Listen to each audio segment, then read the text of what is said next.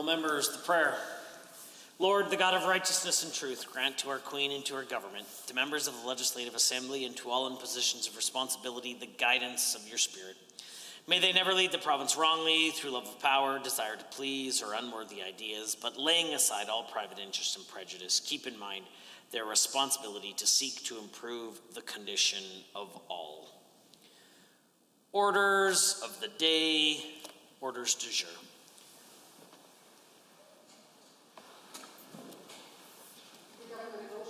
Motion number 77, Honourable Mr. Nixon. The Honourable the Government House Leader. Thank you, Mr. Speaker. I rise to propose the following motion. Be it resolved that pursuant to Standing Order 3-9, the 2021 spring sitting is extended until Thursday, June 17, 2021, unless on an earlier date the Government House Leader advises the Assembly that its business for the sitting is concluded. Honourable members, pursuant to Standing Order 3-9, Government Motion 77 is not debatable. Having heard the motion as proposed by the Honourable the Government House Leader, all those in favour of the motion, please say aye. Aye. Any opposed, please say no. In my opinion, the ayes have it. That motion is carried and so ordered. Government motions, motion number 79. The Honourable the Government House Leader. Thank you, Mr. Speaker. I move Government Motion 79, which is on the order paper. I'll pause there, Mr. Speaker, to check if you would like me to read all of it. I will then. I will move the following motion. A, be it resolved that the temporary amendments to the standing orders passed by the Assembly on February 25th, 21, pursuant to Government Motion 64, remain effective until 11:59 p.m. on June 30th, 2021. B, be it further resolved that Standing Order 32-3 is suspended for the duration of the 2021 spring sitting of the second session of the 30th Legislature. C, be it further resolved that the following temporary amendments be made to the standing orders of the Legislative Assembly effective February 25th, 2021. A, by adding the following after Standing Order 21, 1.01, immediately on a member moving an amendment, the member must A, provide the clerk with 45 paper copies of the amendments, and B, ensure that an electronic copy of the amendment is provided to the clerk. 1.02, if a division is called on a vote on an amendment, an electronic copy of the amendment to be distributed to all members immediately on the call of the division. B, by adding the following after Standing Order 32, remote voting during division. 32.011, notwithstanding any other standing order or practice of the Assembly, a member who is not physically present in the chamber when a division is called may vote in that division only if A, the member votes, I, using electronic means made available by the Speaker to all members for the purpose of remote voting, and 2, on matters directed by A, in the case of business under consideration by the Committee of the Whole, the Deputy Speaker, or the Deputy Chair of Committees, as the case may be, or B, in any other case, the Speaker, and B, the members connects to the electronic means before the final division bells for the division have ceased ringing. 2, notwithstanding any practice of the Assembly, and for the purpose of the application of the standing order, A, a member who casts a vote remotely in accordance with the standing order is not considered to be present in the Legislative Assembly for the purpose of determining whether quorum of the Assembly is met under Standing Order 5. And B, a member who casts a vote remotely under the standing order is considered for the purpose of Standing Order 10 to have attended the service of the Assembly on the day that the member cast the vote. And C, any Assembly staff who are required to assist in carrying out the remote voting procedure under the standing order are not considered to be strangers in the Assembly as referred to in Standing Order 14 while they are providing such assistance.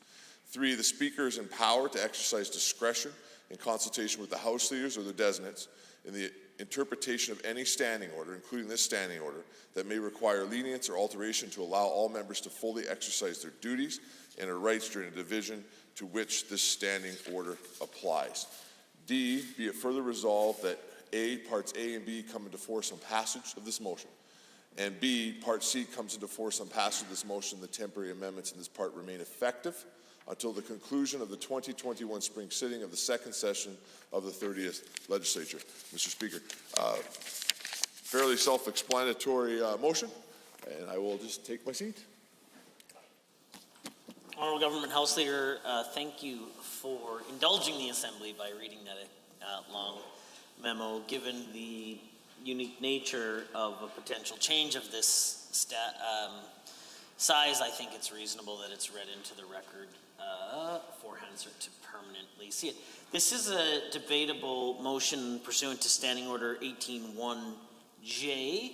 The honourable member for Edmonton South has risen. Thank you, Mr. Speaker, and I'd like to thank the Government House Leader for moving motion 79. I think it's something that's very important. I think it's something that's very important, and it's something that we would have supported 3 weeks ago, right? To talk about ways in which we could have had this legislature work while we saw workers such as servers, workers such as teachers, and other Albertans that are in essential workplaces across this province continue to work throughout the pandemic, whether it's a frontline healthcare worker or somebody working at the grocery store, Mr. Speaker. It was important that we made sure that we could have supported those people, and we would have been able to support those people if 3 weeks ago this government had not fled this place and had not shut down the legislature and instead had brought in things like paid sick leave, had brought in things like a Learn From Home fund, had brought in things like improved testing for variants and other public health enforcement measures, Mr. Speaker. And we had that opportunity to do this all 3 weeks ago and throughout the last 3 weeks. And unfortunately, this government decided to take a 3-week vacation and decided to leave this place for 3 weeks. And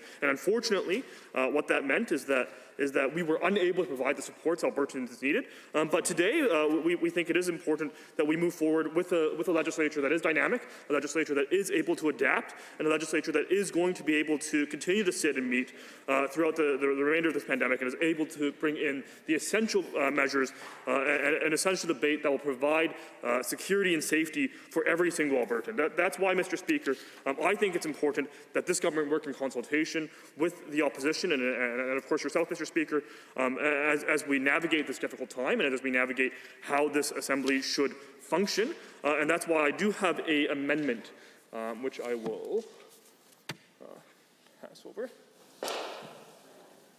Thank you, the honourable member for Edmonton South. It's okay, Wade, go ahead and proceed. If you just want to wait a moment while we get some copies to the table and to myself, then I'll call upon you to proceed.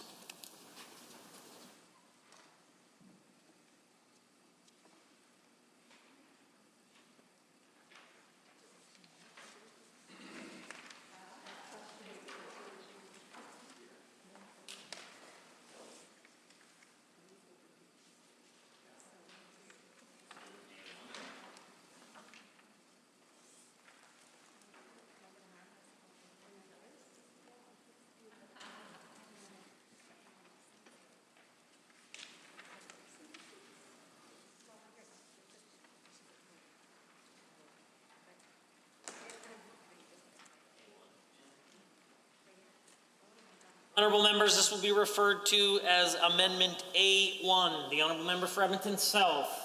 Thank you, Mr. Speaker, and I will read it into the record for you.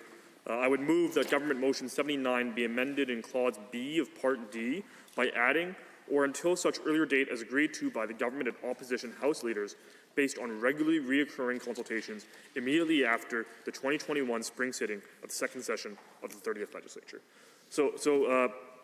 Mr. Speaker, I think this is a fairly straightforward amendment. I think it's something that would allow us to ensure that these new voting methods and new division methods work effectively and allow us to make changes on the fly. So I hope that this is something that every member of this place can support, and I look forward to testing out the new division system. Thank you. Well, members, Amendment A1 to Government Motion 79. Is there anyone wishing to provide question or comments? Seeing none, is there anyone wishing to comment? I am prepared to call the question. Honourable members, on Amendment A1, all those in favour, please say aye. Aye. Any opposed, please say no.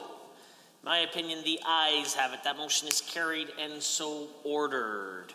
Is there anyone else wishing to speak to Government Motion 79? Seeing none, I am prepared to call the question. Honourable members, having heard the motion as proposed and amended by the Honourable Government House Leader, all those in favour, please say aye. Aye. Any opposed, please say no. In my opinion, the ayes have it. That motion is carried and so ordered. Honourable members, I do have a statement with respect to remote voting. I would like to provide some guidance with respect to the temporary standing orders that have just been adopted by the Assembly, in particular in reference to virtual voting. The temporary standing order provides members with the ability to vote remotely. In addition to being able to vote in the chamber, that means that participation in a virtual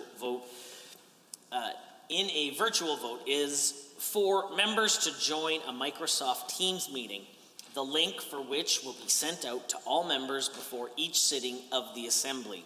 That is, each morning, afternoon, and evening sitting. Members may join the meeting at any point during the proceedings and view what is happening through Teams.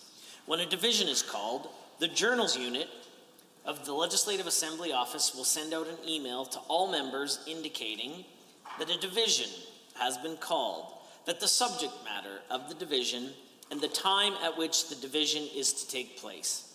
If a division is on amendment, the amendment will also be sent out.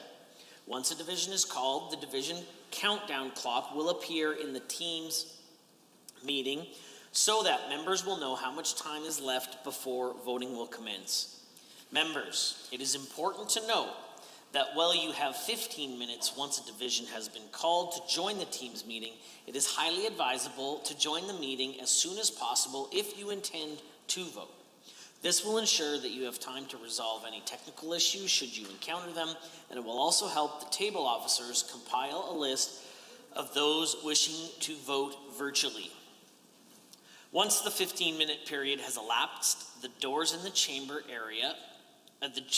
are closed, and similarly, the ability for members to join the Teams meeting will likewise end. In other words, members may not participate in the virtual vote if they do not join within the 15-minute division period. Just like they would not be able to come into the chamber once the chamber doors have been closed and a division had been called. The division will commence with a vote in the chamber, following the usual way of conducting the division. After the yeas and the nays have been recorded in the chamber, the virtual vote will start. This vote will be conducted by calling the members who have joined the Teams meeting in alphabetical order by last name. Once a member's name has been called, they must unmute their mic and indicate yes or no clearly and loudly. They must then re-mute their mics. After the roll call voting is completed, the presiding officer will ask those online if there are others who wish to vote who have not yet done so. If a member has encountered difficulties voting and was not able to vote when called upon, or perhaps a member was missed, this will be the point at which they should unmute and speak their indication if they would like to vote. As an important reminder, members voting remotely must ensure that their video is on for the entire voting period. Also, if members are having internet connection difficulties that cannot be resolved, it is recommended that you use an LAO-issued device, cell phone or tablet, and connect to the Teams meeting in that way. Once all members have voted, the votes from the chamber and the Teams meeting will be tallied and the results will be announced as per usual practice. I would also like to point out that members who intend to participate in the proceedings and vote in the chamber should not also join the Teams meeting. A tip sheet on virtual voting has been posted to the House Business Portal on Our House. I would recommend that members read these materials to become fully familiar with the virtual voting process. As well, green sheets will be distributed shortly in the chamber and will be posted to the House Business Portal for members' reference. The green sheets contain the temporary standing order amendments that have been passed pursuant to Government Motion 79, to which the ability for members to vote virtually has been initiated. The clerk. Government bills and orders for second reading. Bill 64, Public Lands Amendment Act 2021. Adjourned debate on amendment. Ms. Sweet. Honourable members, we are on government Government Bill 64, Public Lands Amendment Act 2021. We are on amendment that has been proposed by the Honourable Member for Edmonton Manning. She has 4 minutes remaining should she choose to use it. Are there others wishing to join in the debate? The Honourable Member for Edmonton Goldbar. Thank you, Mr. Speaker. I'm pleased to rise and share my thoughts on this amendment to send Bill 64 to committee for further examination. In my comments today, I hope to touch on a few items related to this bill, mostly about who really should pay and who shouldn't pay for accessing public lands recreation in the province of Alberta. And then in the second part of my speech, I want to get into some of the problems with the fee structures that have been presented by members opposite pursuant to the passage of this piece of legislation. Now, just so that we are all on the same page as to what we're talking about, the government wants to pass this piece of legislation so that it could start charging fees for using public lands that it hasn't previously been able to charge. And those fees include an increase in the creation of a so-called Kananaskis Country Conservation Pass that will cost Albertans $15 a day or $90 a year to access parks and public lands in Kananaskis Country. They're also contemplating the development of a random camping pass that will cost families $20 per person for a 3-day pass or $30 per person for an annual pass. So all told, we're contemplating about $18 million increases in the fees that Albertans are being asked to pay to access their own parks and their own public land here in Alberta. Now, one thing that I'm going to come back to, hopefully if I get time, is that the government has, in its estimates, projected that the Conservation Pass will generate approximately $13 million in revenue, and that the Random Camping Pass, in combination with some off-highway vehicle fee, will generate $4.5 million. And we haven't yet seen the breakdown from members of Executive Council as to what the balance will be between random camping fees and off-highway vehicle fees. And this has been particularly concerning to a lot of the people who have contacted my office about this issue, because they are afraid that off-highway vehicle users are getting a free pass. And I'll talk about that a little bit later in my speech. But my point right now is that I hope that somebody from Executive Council can stand up and tell us right now what the off-highway vehicle fee is going to be this year. And when it will be implemented. Because certainly when I asked the minister in budget estimates on March 15th, he was not forthcoming with details and assured us that those things would be released soon. And here we are a little over 2 months later and still no details yet on what fees off-highway vehicle users will be charged, if any, this year. So in sum, Albertans are being asked to pay $18 million more this year than they were last year to use the parks and public lands in the province of Alberta.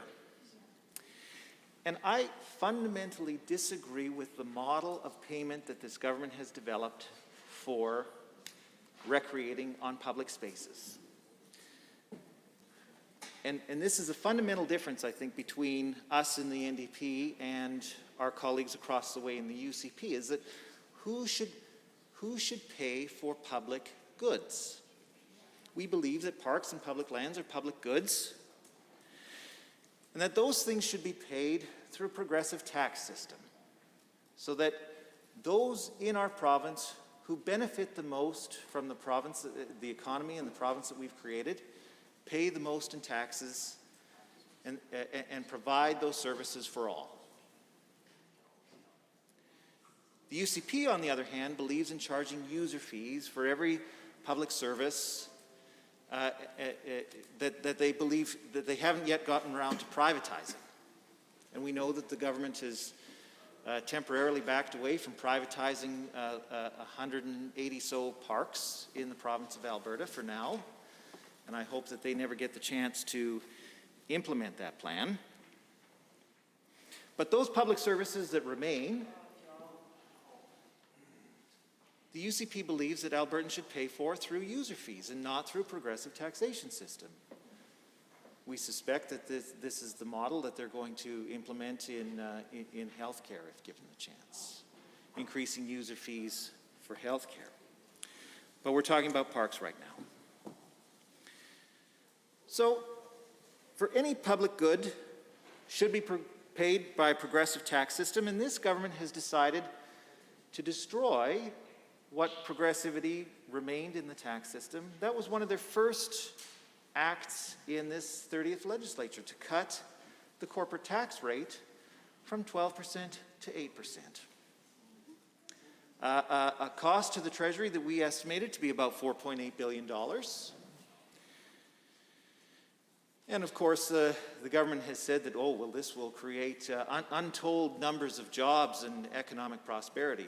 I don't think I need to remind everybody here in the House that right now there are over 200,000 Albertans unemployed, 10% unemployment. We've gone through the largest economic crash since the 1930s. I'd be brazen enough to suggest that maybe the corporate tax cut didn't help restore the economy, Mr. Speaker. And what do we see?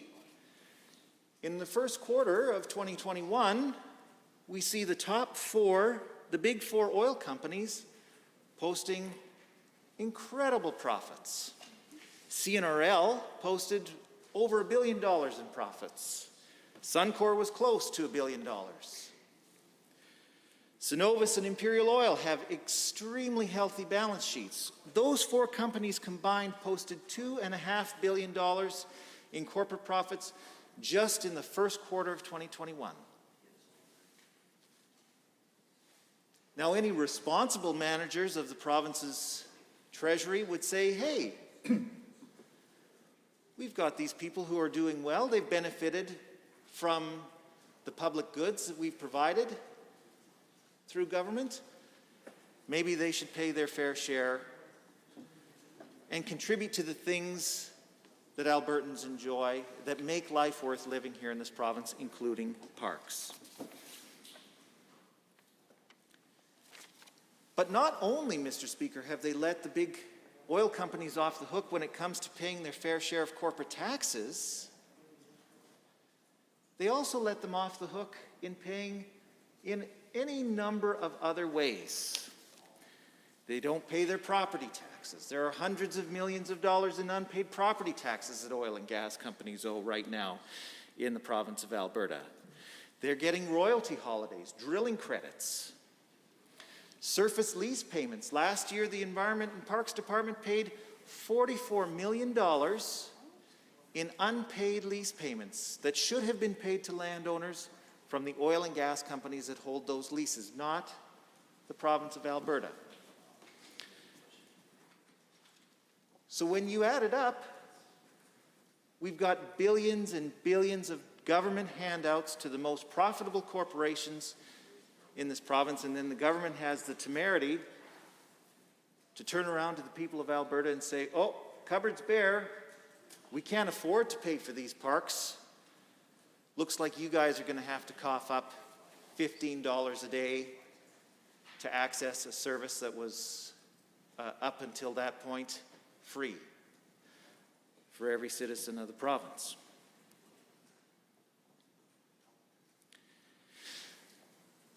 But even if you don't agree, Mr. Speaker, that the most profitable corporations in the province of Alberta should be paying their fair share to contribute to the things that make life worth living here in this province, you should probably agree that the government has mismanaged the finances of this province spectacularly and have wasted billions of government dollars on failed projects and have, as a result, starved the park system. We don't yet know how many billions of dollars this government gambled away on Keystone XL pipeline. The Treasury and Finance Department refuses to release the details of that deal. We know that it's at least $1.3 billion. We suspect it's many billions more. But nobody yet knows the full cost of that reckless gamble. The government continues to fritter away $30 million on its embarrassing war room. $30 million a year to continually put its foot in its mouth and do more damage to the reputation of the province of Alberta than it's actually helping. We also see the government spending, the Ministry of Energy spending $27 million aside from the war room in other industry advocacy. And when my colleague from Calgary Mountain View presses the Minister of Energy to say where that money is being spent, how that money is being spent, what value for that money Albertans are getting, she refuses to answer.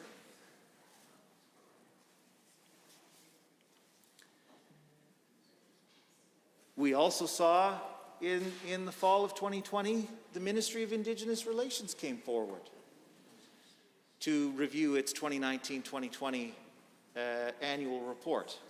And the government, in its first budget, set aside $10 million for an Indigenous litigation fund to help advance the energy priorities of the province of Alberta. Turns out,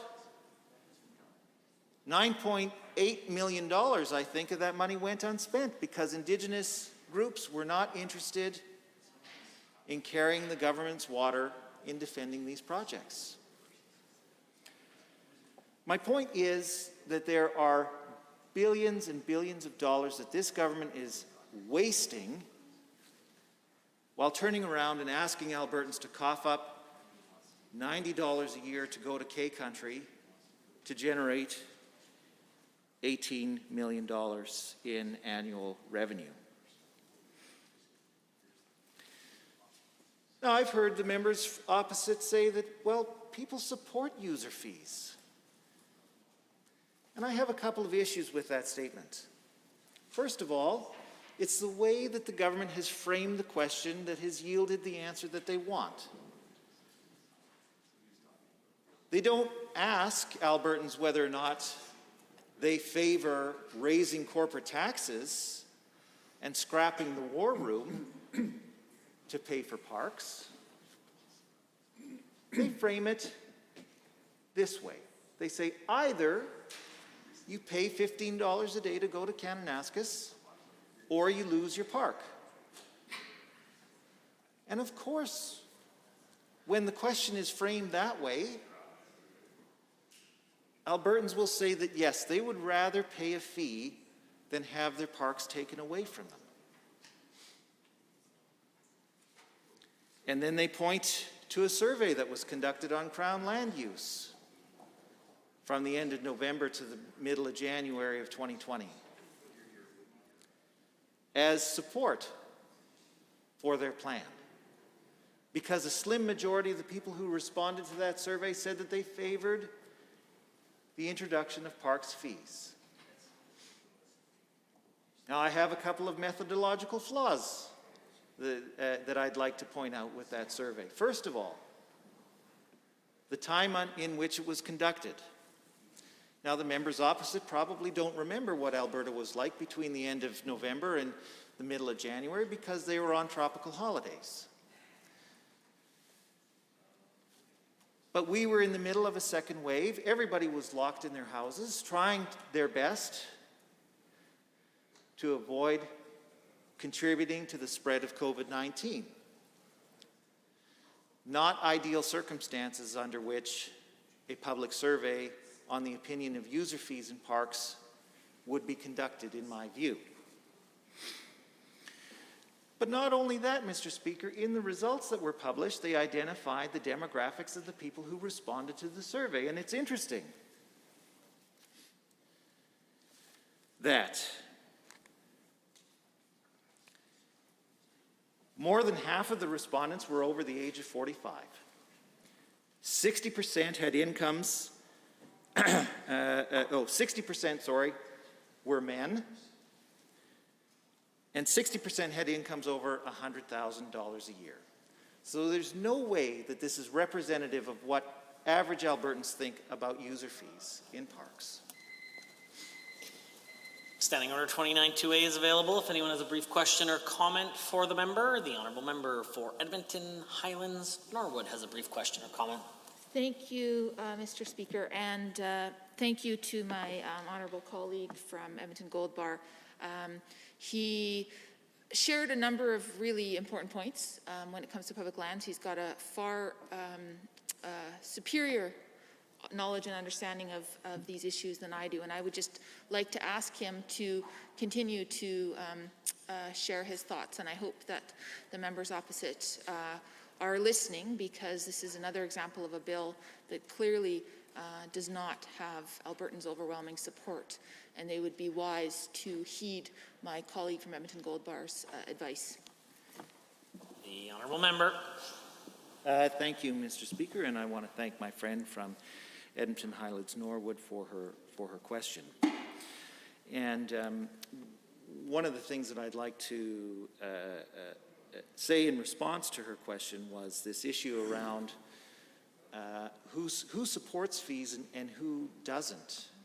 And that was one of the things that I was touching on when the time ran out on the speech that I was making. So the government continually points to this survey that they conducted in the middle of the second wave and says that, look, a majority of Albertans support paying user fees for the parks.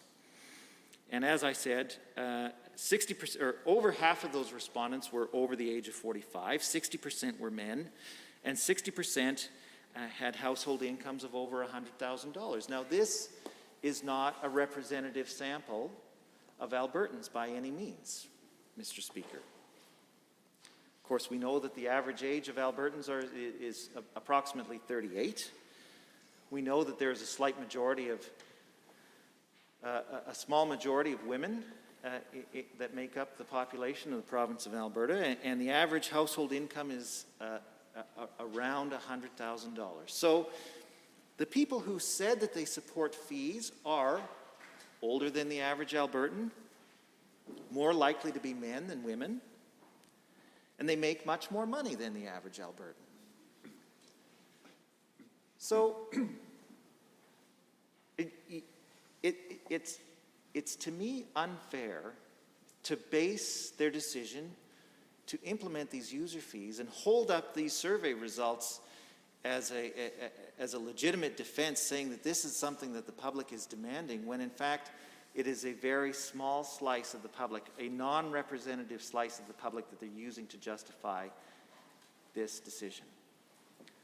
I suspect that if the survey results were representative of Albertans, that a majority would not support using these fees.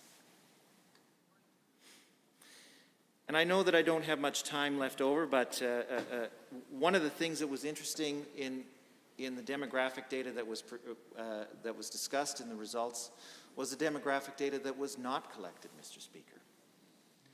We have no race-based data on the survey respondents. And this is something that is critically important, I think, in an Alberta that is trying to be inclusive and much more diverse.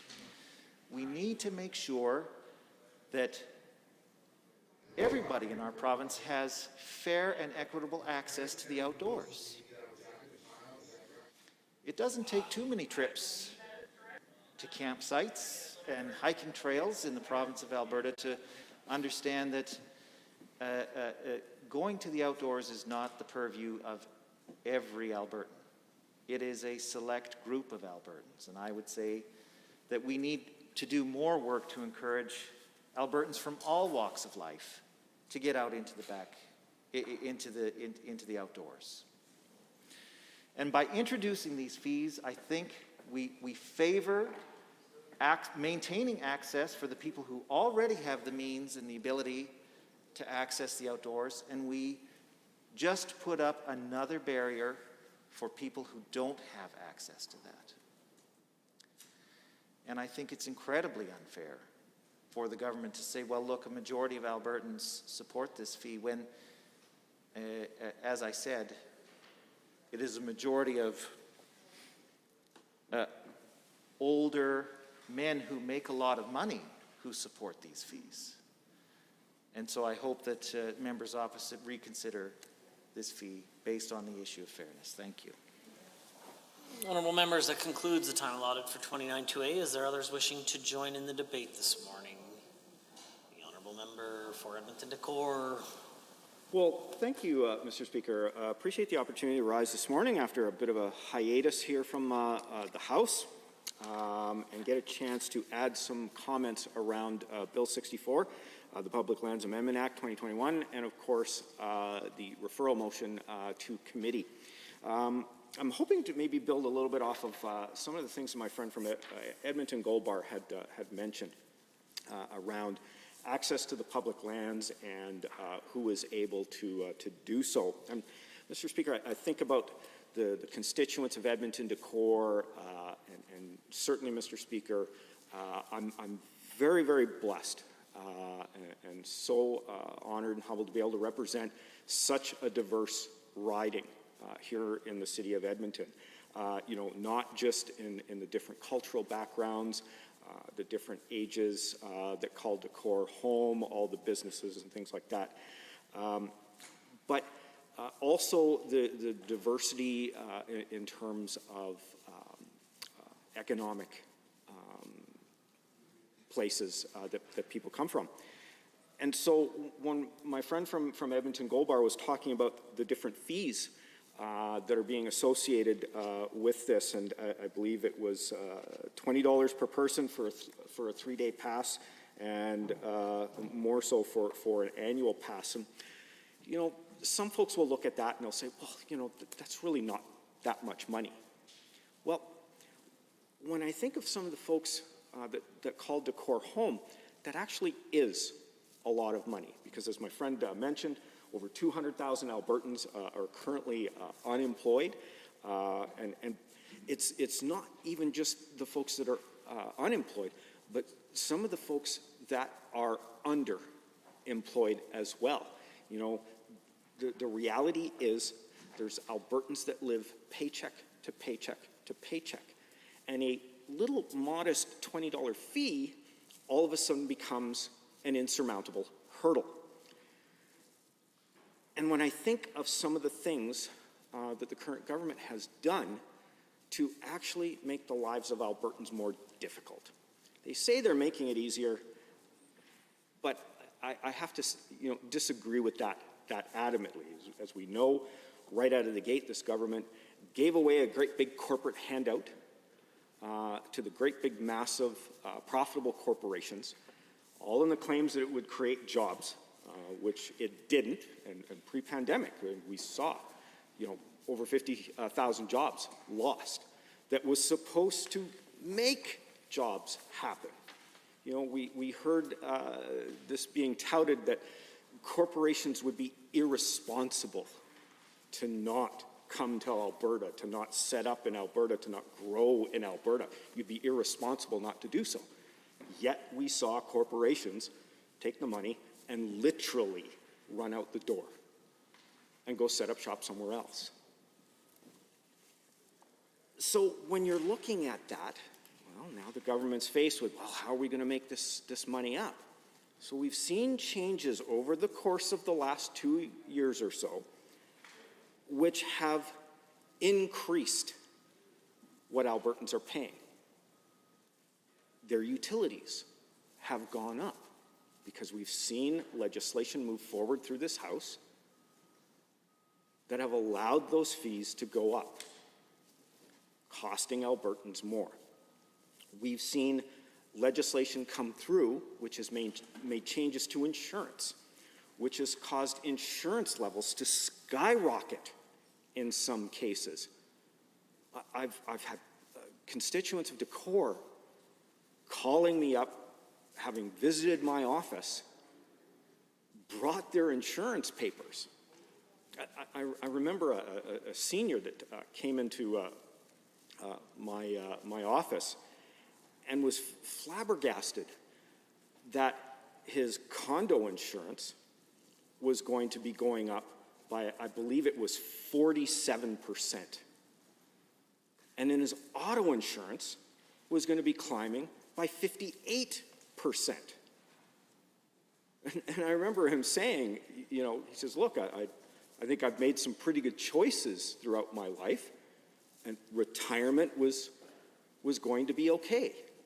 You know, wasn't going to be living high on the hog, I believe his words were. But he was going to do all right.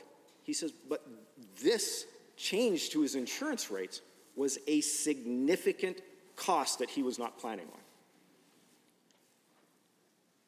We've seen property taxes go up because there's been a constant underfunding to municipalities. And so the municipalities are now forced to have to make decisions. And there's only one of two ways that they can generate money to run the city, and that's either user fees or property taxes. It's very, very difficult sometimes to come up with the user fees, but the property taxes, that's an easy one. Up they go. Or city council says, no, if we're going to try and hold the property taxes, then we're going to have to cut back on the services. These are the people in Edmonton Decor that are facing these same things. We've seen significant rises in childcare costs. I know a good portion of the residents of Edmonton Decor, hardworking Albertans, that have kids that are now facing barriers because they can't find affordable childcare. And families are going to start making the decision that one parent is going to stay home, which means you've got one less person in the economy participating, spending money, which is going to hurt the businesses that call Edmonton Decor home, of which I have many. School fees are going up. We're seeing an increase in school fees because there's been an underfunding of the education system. Won't even get on the whole part about the curriculum. That's another debate all by its lonesome. And so additional costs to Albertans that are making their lives more difficult. We saw right off the hop, of course, too, their income tax when that was de-indexed. So over the course of time, as they start to maybe get some raises, well, now they're going to be paying more in their income tax. So when you start adding all of these things up, Mr. Speaker, it starts to make a significant cost.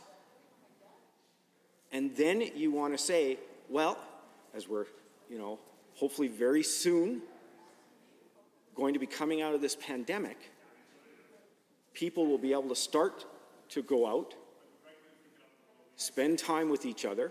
Great place to do that is a campsite. But for Albertans that are unemployed or underemployed,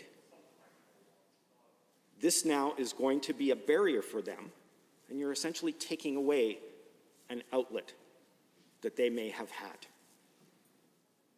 Again, I know it doesn't seem that significant. Oh, $20, not that much. But when folks are maybe having a hard time buying a bus pass because they're deciding, well, do I buy a bus pass or do I pay for my utilities? Or do I pay for a camping fee or do I pay for my childcare? These are not the things that make the lives of Albertans better. But if we take the opportunity, Mr. Speaker, to send this to committee, to be able to look at these things, not just through a little survey that seems to, as my friend from Edmonton Goldbar pointed out, seem to have some rather odd results. We can get a better picture of the things that Albertans face and how maybe, they actually can't afford to do this. It's, you know, I mean, Mr. Speaker, we've heard in this House about wanting to get Albertans participating in their democracy, and we're going to, you know, allow referendums so that they can decide things. I'm not saying let's hold a referendum on this, but why don't you at least send it to committee so that we can get a clear picture from Albertans? So that we can hear from the folks maybe that are unemployed, that are underemployed. Will all the costs that they've now had to take on likely to make up for the $4.7 billion corporate handout, or maybe the $30 million war room, which couldn't get a couple of logos right? Maybe we should give them the opportunity through a committee to express whether this is actually a good thing to do or not. Because it seems we're missing a very large chunk of information. And we would be remiss if we didn't go and try and find that out. And so, you know, I think some of the things that we would be able to explore by sending this committee, we could start to ask. I used to hear this all the time in the 29th legislature, Mr. Speaker, about what kind of economic, or in this case even socioeconomic, impact any studies that the government has done showing that this will be a good thing. Let's see what those are. What's been done? And I'd like to see, as I mentioned, the cumulative effects of all the different things that I've mentioned earlier that have made the lives of Albertans more difficult, and all the extra money that they're having to spend in their day-to-day lives. So we would get a chance to ask those questions of Albertans, and they would be able to provide us with that background. I wouldn't mind finding out why it was the government chose not to create a dedicated revenue fund around this. What other options were explored that led to this decision to just create a user fee base system for this?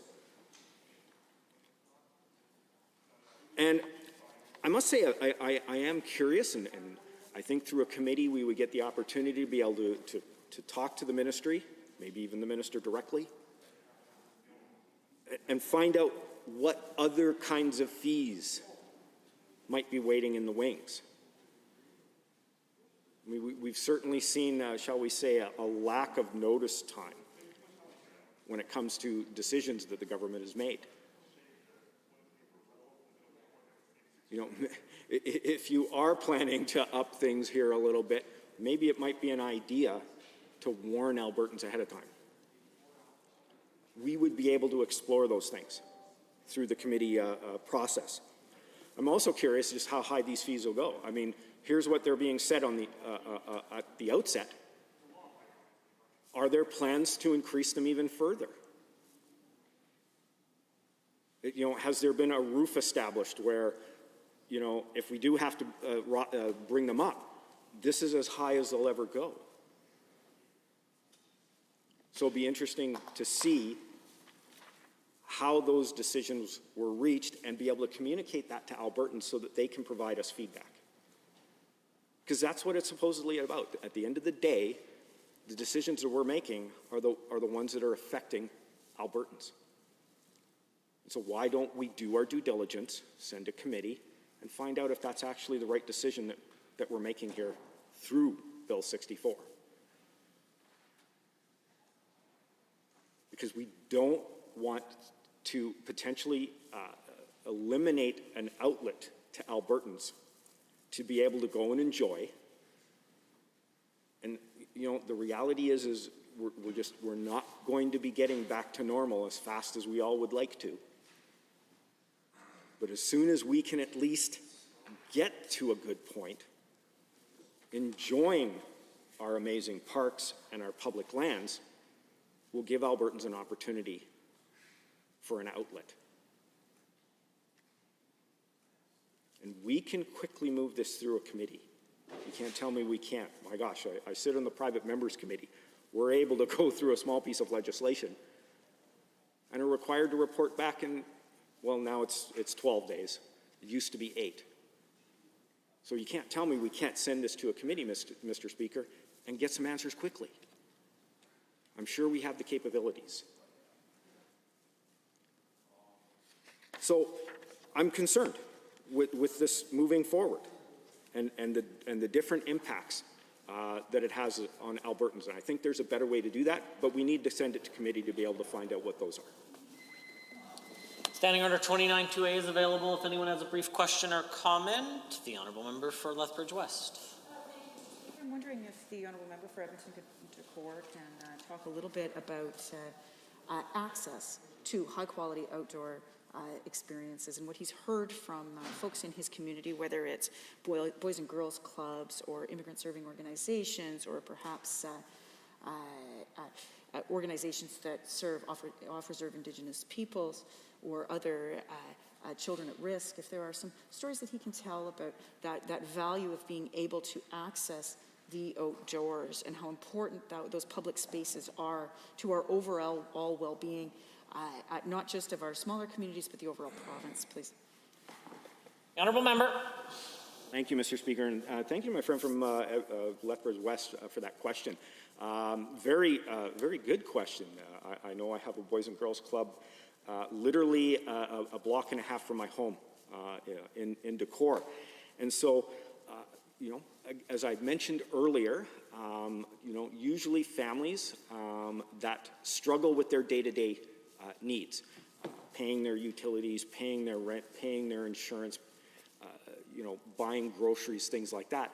This potentially becomes now a barrier by setting up these fees onto public lands that an organization like the Boys and Girls Club can be able to take part in.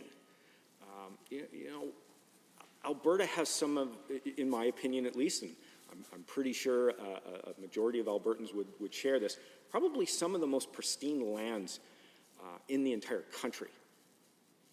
And getting a chance to go into the outdoors, maybe do a little bit of camping, day hikes, things like that, those are the kinds of things that really allow, especially kids, to be able to enjoy nature, to be able to enjoy the outdoors in a way that can very much impact their lives. I mean, I remember being part of Cubs and Scouts and even cadets for that matter, and getting a chance to go outdoors into the wilderness and learning all the, you know, the different aspects of camping and you know, some cases survival.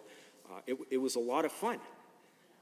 And I try to think back, you know, what would it have been like had there been financial barriers to these kinds of things, and how that would have affected my experiences, or would I have even had the chance to have that experience to begin with? And so I think about the Boys and Girls Club in Decor. And when you're coming from an economic background that doesn't allow you a lot of room to maneuver, we're now saying that, well, it was more important to give great, big, profitable corporations a handout than it was to provide these kids an outlet to be able to go and enjoy, as I mentioned, some of the most pristine lands in the country, and to be able to teach them those skills so they get the opportunity to embrace it and have fun with it. Why on earth would we make those kinds of decisions? We have to be able to come up with another way. I mean, for that matter, you know, we could have saved ourselves $10.5 million just simply drove the concept of red tape reduction from each of the ministries, which quite honestly seems to be happening anyway. I don't see why we need a dedicated ministry for that, when that could have been driven. There's $10.5 million right there. Eliminate the war room, you've just funded this whole thing and actually made the lives of Albertans better by not creating any barriers.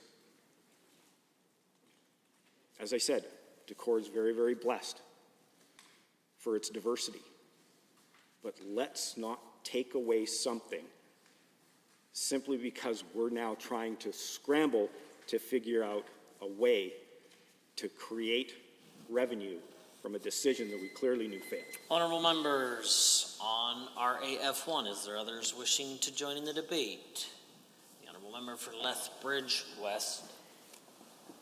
Thank you, Mr. Speaker, and it's my pleasure to rise to discuss the merits of sending this bill by referral to a committee such that we may, I think as MLAs, study it further, but also further hear from Albertans, because I'm not sure that even though the government has heard, we have certainly heard on this side of the House, and I know that our colleagues across the way have also heard a great deal about how much Albertans care about parks, public land, wild spaces, wildlife, and high-quality outdoor experiences and access to those experiences. I am not sure that they are, in fact, listening. And so it would, I think, be an incredible opportunity for us to send this bill to committee such that we can discuss in a more intellectually honest way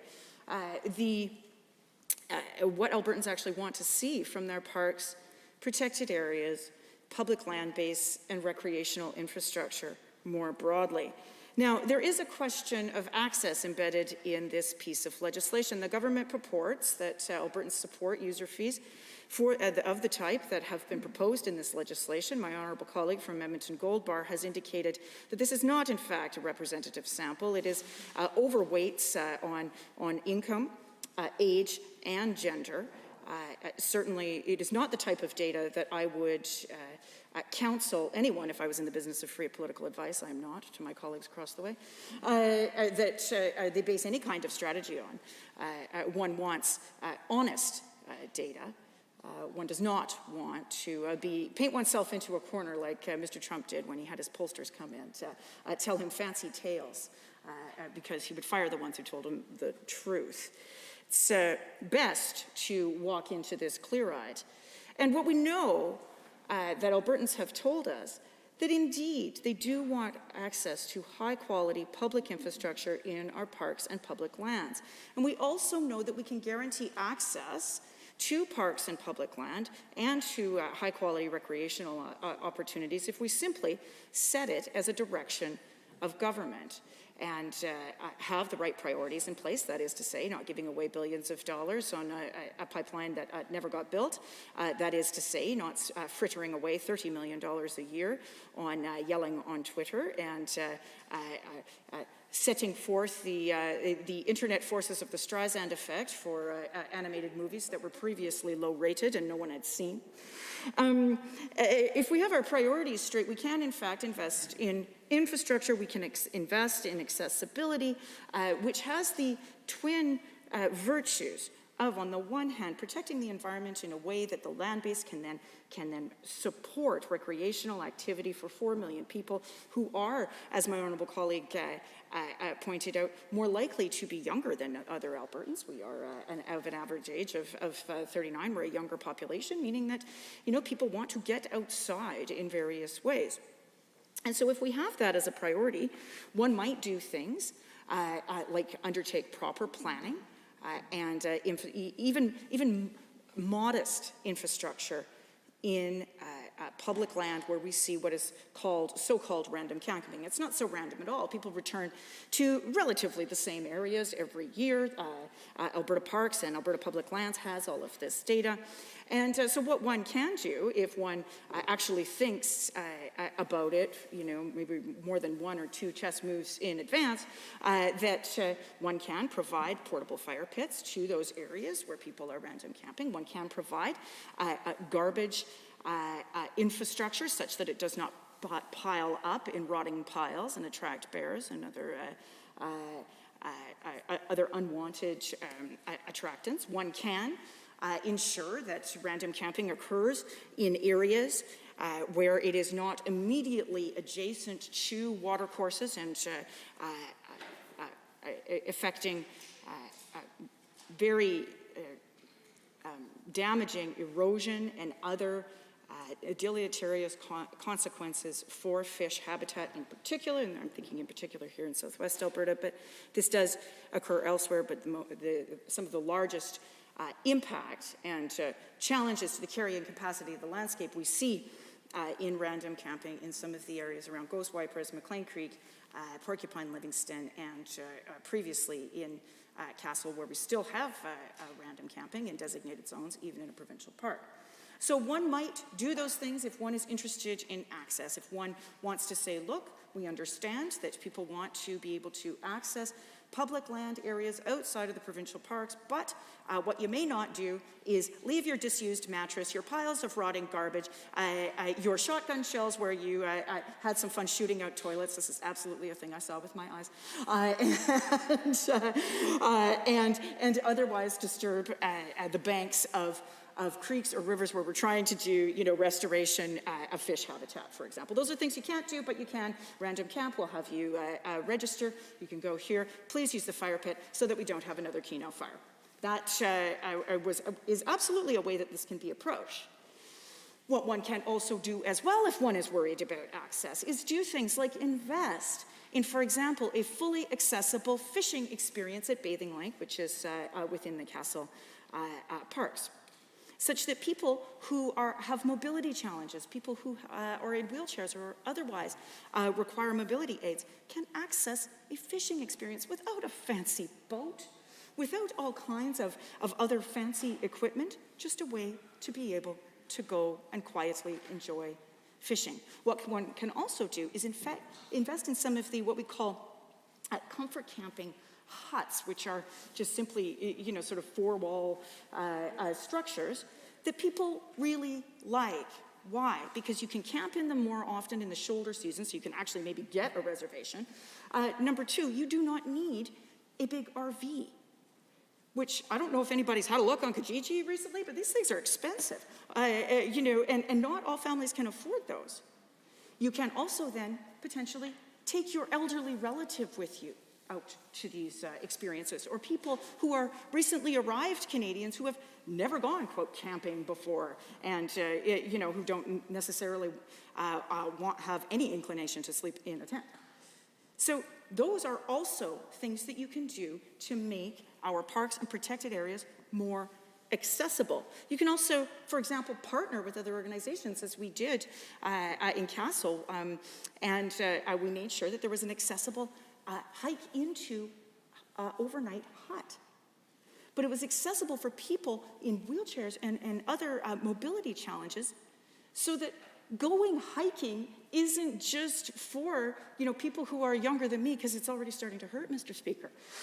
The fact is that if we have a government approach that says not just on the infrastructure, but also on the programming, at parts of parks, so that when you are staying in parks, there's interpretation, there's activities for the kids, there's ways that people can learn about our natural history and engage with a high-quality outdoor experience that we know feeds us, not just on an intellectual level of understanding our space in wild spaces and the benefits of conservation, the climate adaptation benefits, the biodiversity benefits, all of those things, but also on a much deeper level. I'm talking here about our health. I'm talking here about our spiritual well-being, whatever that looks like for people. That connection to each other, the relationships that we make with each other via that experience of being outside is foundational to the human experience, and there is a role for government in ensuring that access. And that is why people are so upset with the way that this government has conducted itself with respect to access to the outdoors. That is why, Mr. Speaker, we see 90% of Albertans who want nothing to do with the idea that they're going to take those places where now they're going to charge them a camping fee this year to go random camping, but by next year will be ripped up by exploration and other activities of the Australian carpetbaggers that we have given away the eastern slopes so that they can strip mine the mountains, Mr. Speaker. So that is why Albertans did not respond well to the survey that the province put out, saying, oh, what should we do about coal mining? And by the way, you need to answer this questionnaire in a way that, if you don't have a PhD in mining engineering, then somehow we're going to try to discount your opinion.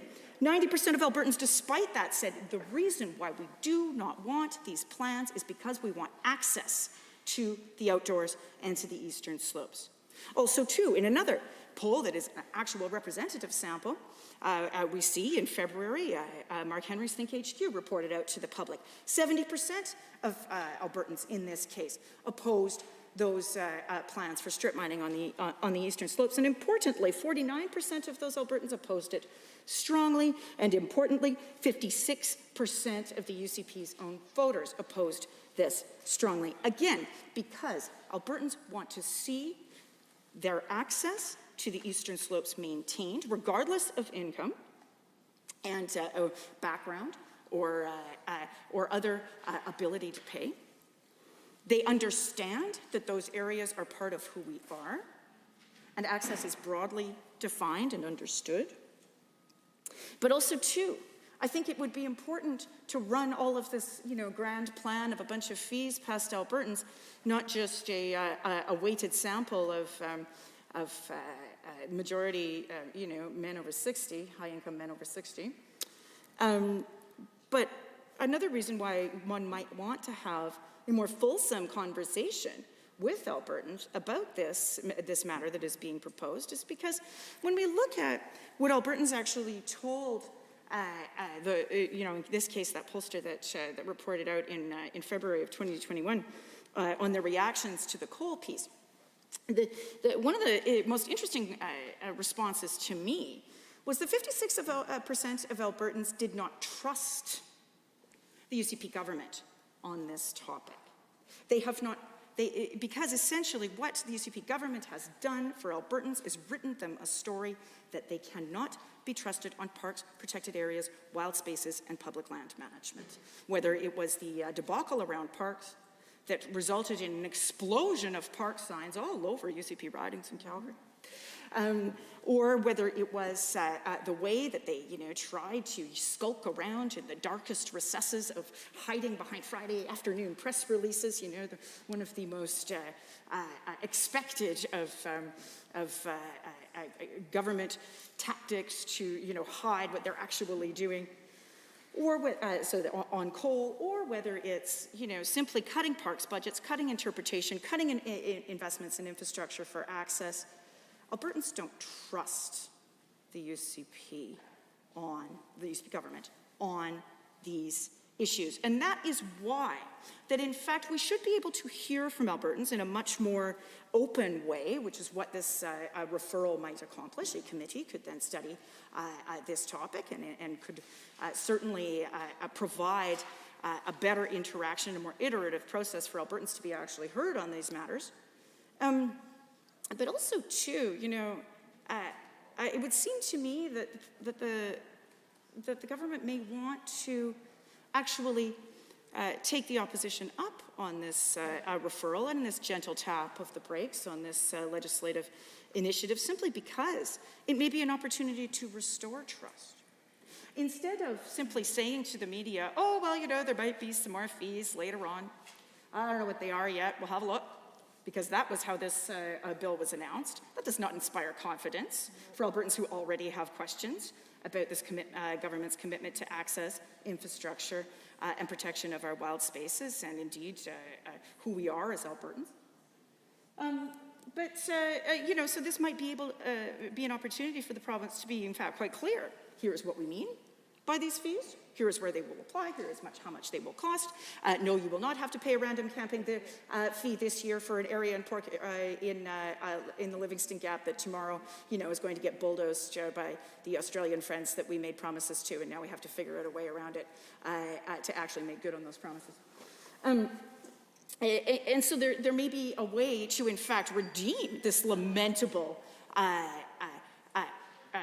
history and record of this government with respect to these topics, and actually then come to Albertans with a much more fulsome plan about, if there is going to be a fee, here is the type of infrastructure that it will fund, here is how it will be applied, here are the groups of low-income Albertans who will get a free pass in the mail. That could be something that certainly a committee could examine, if not giving away billions to people who don't need it, but putting the tax burden on the middle class and those who struggle to get into it is a bridge too far for the government, then perhaps they can take some other remedial action to make sure that access to public land and parks is, in fact, not conditioned by ability to pay. Those are the types of initiatives that one could contemplate if one, in fact, supports the referral motion today, Mr. Speaker.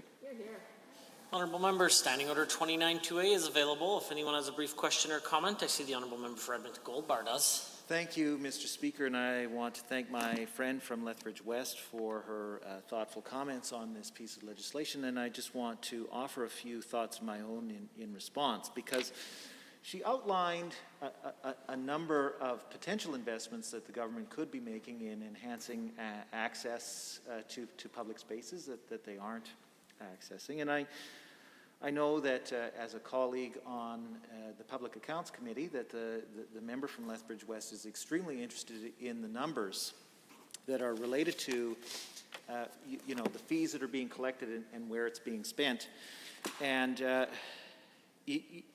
of the things that has occurred to me and has occurred to many of the people who have looked at this issue of increased fees for Kananaskis use and public lands is where is the money going? And as I said in my comments earlier, the government is projecting an increase in $18 million in fees that it's collecting in uses. But where is that money going? Because it says that it's being spent on public land management, parks operations, parks visitor experience, park conservation management, and parks public safety and security. Now, we do see an $11 million increase over last year's budget for public lands management, but we are seeing a $3 million cut in parks operations, a $200,000 cut in parks visitor experience, a $100,000 cut in parks conservation management, and a $2 million increase in parks public safety and security.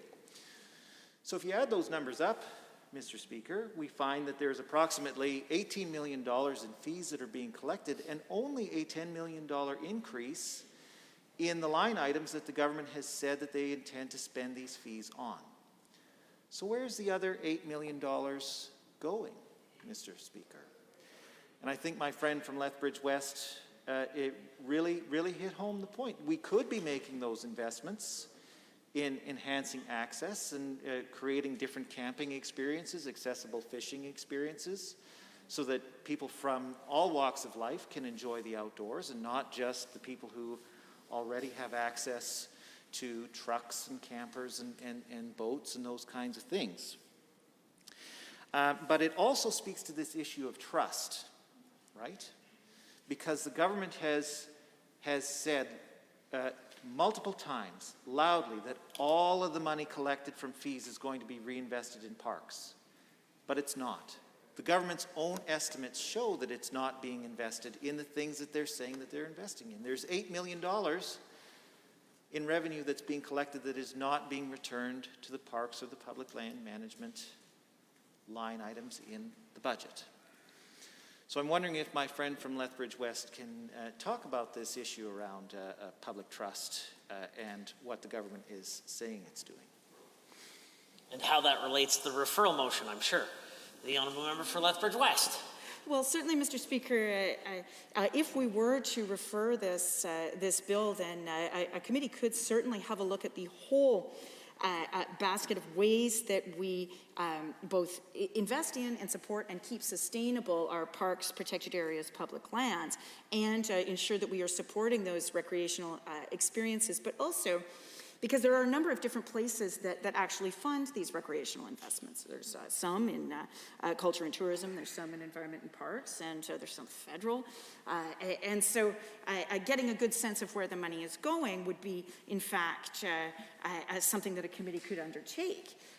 And then Albertans would be, I think, more likely to perhaps support this course of action if they had trust in where the money is going, because right now what we have is a situation where people do not trust the UCP government because they have not necessarily leveled with the people of Alberta on a number of ways of where the money is going, in ways big and small. But the other thing that it could allow us to do is to provide us with an opportunity for another assessment of how the enforcement picture works. I know that we put quite a large investment into enforcement and working closely between enforcement employees, that is to say conservation officers, park rangers, and the overlap with other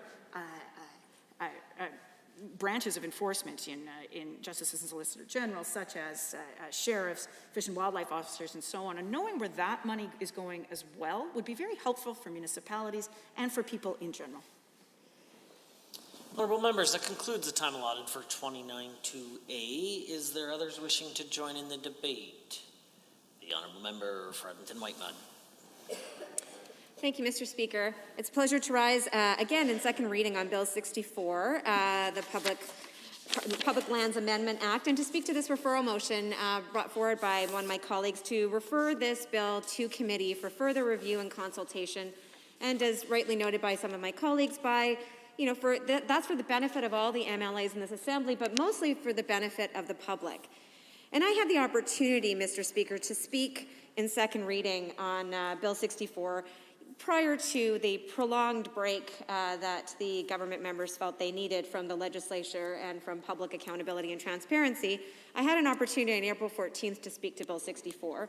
And during that time, I spoke a little bit about what was actually in Bill 64, because there is a big, disconnect between what we're hearing the government and the ministers say about what the purpose of Bill 64 is and what's going to happen as a result of it and what's actually in the bill.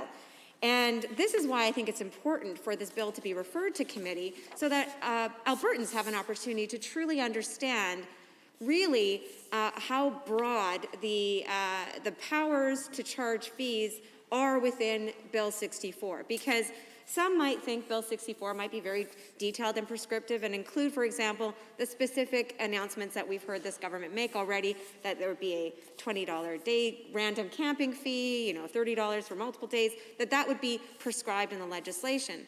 But of course, as I pointed out last time I spoke to this bill, Bill 64 is quite small. It in fact is very light on detail, and in fact, really the most important aspect, and the reason why we're all talking about this bill today, the reason why Albertans are talking about this bill today, is because really one line in Bill 64, which basically allows, it's an amendment to section 9.1 sub 1 sub A of the Public Lands Act, which allows for the minister by order to prescribe or provide for the manner of prescribing fees relating to the use or occupation of public land, including the carrying on of activities on public land. It's pretty short, but that short statement allows for the minister by order, which means, not by changing necessarily to regulation or certainly not by bringing it forward to this assembly for public transparency and debate, but simply by order, the minister may prescribe fees for the use and activities on public land. And that is, I think, the core of the problem that we're discussing here today, which is that it is extremely broad. And so it is not limited to the small random camping fee that the Minister of Environment and Parks talked about when this bill was introduced. It's not limited to that. And we could get no clearer example of the fact that it is incredibly broad when not 2 weeks after I had the opportunity to talk about Bill 64 and how broad the power is to charge fees for use and activities on public land, 2 weeks later, Mr. Speaker, we find out that Bill 64 is actually one of the reasons that for this bill is so that the government can bring in a, quote, Kananaskis conservation pass. So we got, before even passing this bill through second reading, we found out, again, another example of how this change is being used to charge Albertans more for the use and access to our Albertans, belonging to Albertans, our land, to public land. Land that Albertans are so proud of, and with good reason, because we are in such a beautiful province. We have the privilege of exquisite, extraordinary outdoor spaces. It is our land, and right away, we found out that, oh, guess what? There's going to be yet another fee charged to Albertans to access their land. So this is precisely the reason why my colleagues, the member from Lethbridge West, Edmonton Decore, Edmonton Gouldsboro, and even I spoke last time on this bill, and we talked about the lack of trust that Albertans have in this UCP government. Because we now know Bill 64 is not about a small random camping fee, one-time fee. It's now going to include a Kananaskis conservation pass, and we know it can include many other fees that can be charged to Albertans for them to access their own lands. And I want to speak a little bit about that issue of the Kananaskis Conservation Pass because, you know, like many Albertans last summer, you know, with the extraordinary times that we're living in and the limits on travel that most Albertans followed last year, not all Albertans, but certainly most Albertans took seriously the orders not to travel and were wise to not follow the example of many of the UCP caucus members. But I spent a lot of time with my family exploring more of Alberta's beautiful lands. I had that opportunity to do that. We normally would have traveled out of province, but we did not because of the pandemic. And I, like many other Albertans, got a chance to get a better experience and spend more time in our beautiful public lands, including, by the way, in Kananaskis. And I don't think that's unusual, right? I think we know the numbers reflect quite clearly that Albertans were camping more, they were going out to parks, they were exploring public lands, they were making use and experiencing, some for the very first time, some maybe just, you know, amped up their existing activities out in our public spaces and our lands. But really Albertans embraced with enthusiasm the beauty of our province and explored. I know that Kananaskis was busy, and I understand that the minister and the UCP have indicated that it is because of that increased use that they are bringing in this fee. However, I think it's important to note a few things, and I actually would like to commend my colleague, the member from Edmonton Gouldsboro, for talking about, you know, this is public land. It is a public good. The increased use of those spaces, first of all, is a good thing in the sense of it shows that Albertans are engaging more with our outdoor spaces and are enjoying our beauty right here. And by the way, when we traveled to, my family, when we traveled to Kananaskis, we also spent more money in the local economy there. We stopped in Canmore, we picked up groceries, we grabbed meals in there before we went out to go camping. So those are all great for our local tourism economy, to have Albertans spending their time and their dollars out in our province. But those are public goods. The public lands are public goods. They do belong to all of us. And so the decisions and the choices that this government has made around stripping our ability as a province to support public goods, to support public services, by giving away billions of dollars to profitable corporations, and thank you to the member from Edmonton Gold for detailing the large profits that these companies are making. None of that goes back to Albertans. None of that has gone back to Albertans. We have not seen any of the things that we were promised by this government when it came to corporate tax cuts. We have not seen increased investment. We have not seen more Albertans going back to work. What we have seen is a depletion in our ability in this province to support public goods and public services, and this is a prime example of that. And now the UCP government is putting that onus on individual Albertans of all incomes, all backgrounds, all stripes. And yes, I think what's going to happen is there will be a decreased demand on Kananaskis country as a result of this conservation pass. It goes without saying, I believe there's examples of other jurisdictions where they have put in these kinds of conservation passes, and they've seen that the number of people accessing those spaces decreases. If that was the goal, this probably will have that impact. But as the member from Lethbridge West indicated, there are so many other things. I don't think the goal is to decrease the number of people accessing it. If it is truly about making that experience about conservation, about protecting the lands, about supporting proper use of the lands, there are many other policy measures that can be taken. Introducing a conservation fee, or let's be honest, it's just an access fee. All that's going to do is just keep people from going there. But that doesn't mean that they won't go to other lands. That doesn't mean that they won't travel to other public lands and public spaces. We're just spreading out the problem. We're not actually doing anything to encourage, proper use of that land. We're not doing anything to educate Albertans about why it's important to protect that land and to use it carefully. And no clearer example of the fact that this is really not about conservation, it's not really about protecting these lands, is the fact that certain areas, even within Kananaskis country, are excluded from this fee. Particularly McLean Creek, right, which is an area which is known for frequent use by off-highway vehicle users and riders. I've seen, I'm sure many of the members in this House have seen, the pictures of years of, frankly, it's difficult to see these pictures of the land being torn up and really destroyed by the use of these OHV vehicles. I just realized that's redundant, OHVs, on these lands. And yet that's excluded. So if this is really about conservation, why is that area excluded? Because this isn't about conservation. This is actually about making up, off the back of Albertans, the millions and billions of dollars that this government has given away.